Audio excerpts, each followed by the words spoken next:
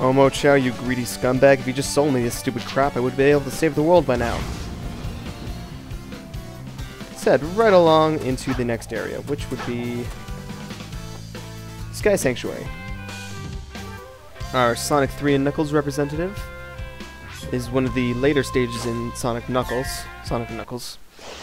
Personally, it's Sonic. I thought they should have put a stage from both Sonic 3 and Sonic Knuckles, since technically they were two separate games, and there were so many great stages in that game that it could have definitely warranted two levels, and it would have helped because there's not a whole lot of classic representation in this game. I mean, there's one rival battle, one boss battle, three classic stages, and then that's it. They pretty much go to all the more modern stuff.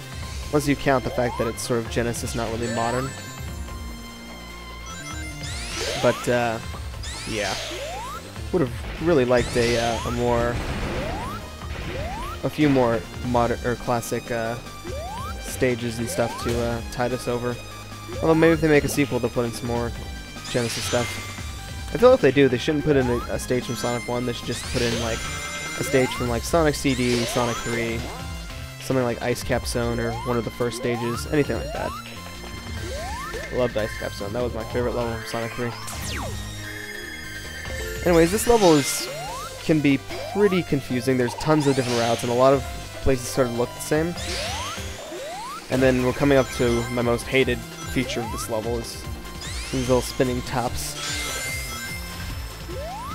But yet again, very, very, very close to the original in terms of how the thing works. The clouds, the warp things, and the annoying saucers that come up later.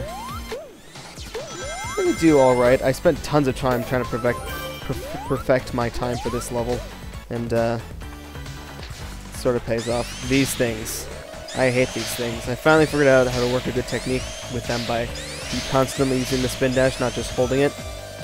It helps a lot, actually.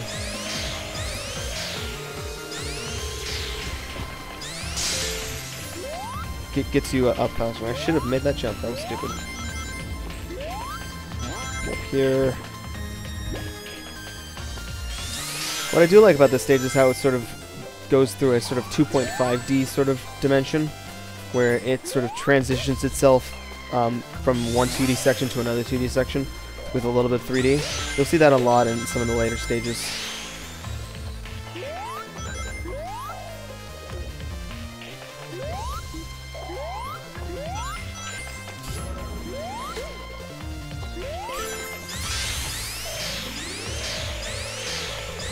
Now, looking at E3, which is happening right now, there is only one Sonic game being shown off at E3, which is that new Sonic and Sega racing game, which I own the original, but I sold it off a little while ago because I never really played it.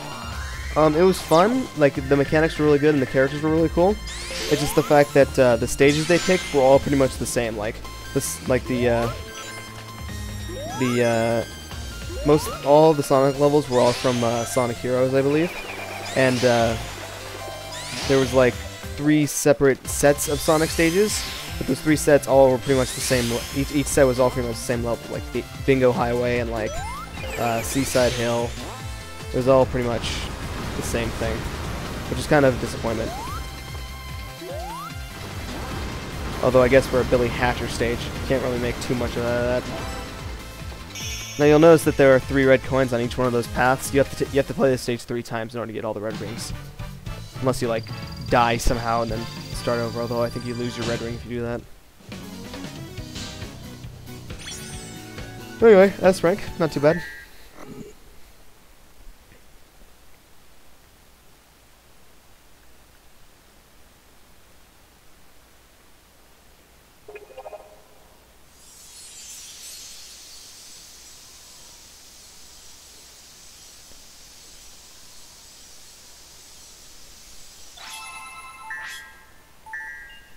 One of the cool things about this game is that you can switch the music that plays on the stage, and there are tons of music tracks you can unlock.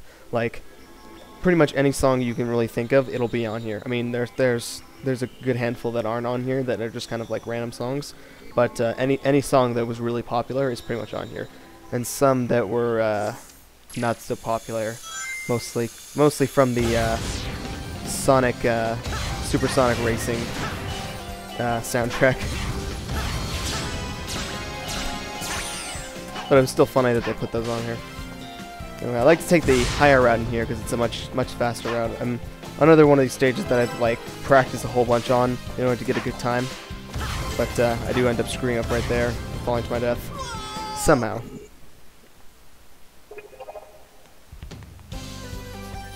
And I still don't realize I should go onto the left ring right there in order to get the red ring. Now hopping over here, we'll take the left shortcuts. There's a lot of shortcuts to the right of the stage, so my tip is to always look towards the right for the shortcuts, like there, and then there'll be a part with a zip line later. Now here you want to go straight up the fountain, get yourself a red coin, as well as get to a little shortcut that takes you to an upper part of the stage, which you can't get to anywhere else.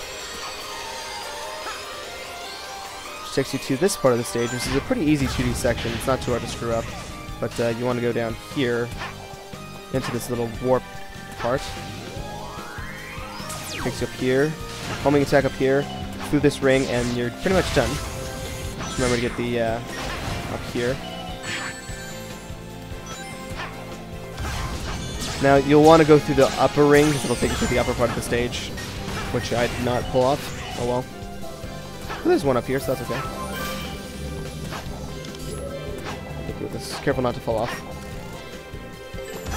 See, right at the stage. Shortcut.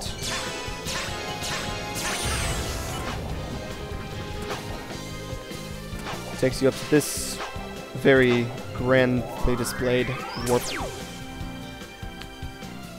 And jump over here to the right side. Takes the zip line over here, which you can screw up majorly. And head over to this run rail. Don't really got much to say about this level other than actual gameplay itself. I've actually never been down that road. I just figured out how you can do that. Here, this is a quick dashing section, so make sure you quick dash before you head off the screen and face plant into the wall.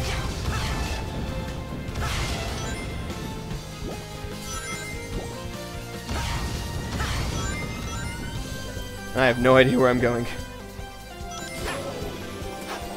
You gotta try to reach this part before this guy goes over, otherwise the wall will be taken off. And if you do, you get all these rings. Or you can go above him, which has a much quicker path.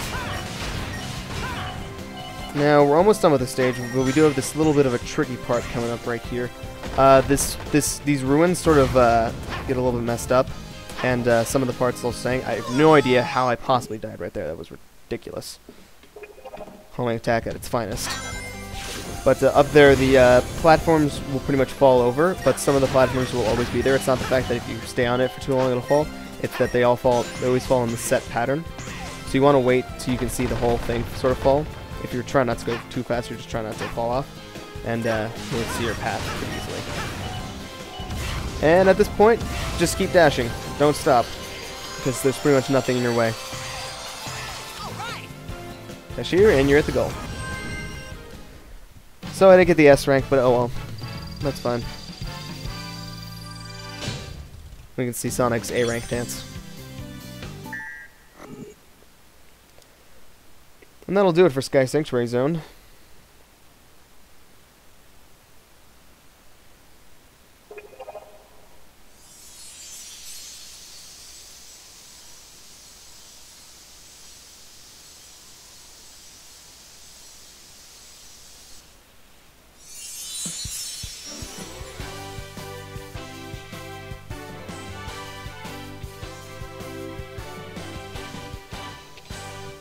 Thanks for the help. Not that I needed it, but it's good to have my sanctuary back. Knuckles' voice actor now sounds like a mixture of his older voice actor and his more recent voice actor, Dan Green. It's actually pretty nice, not having that intensity of Dan Green versus like the sort of laid-backness of the other guy. I forget what his name was. I think it also starts with a D, but I don't think it does. This is just describing the challenge stages that you have to complete in order to unlock the boss battle, which I will take care of very soon. But for now, I'm going to end it off here, and next time we'll be taking on some of these challenge stages in order to unlock the boss battle.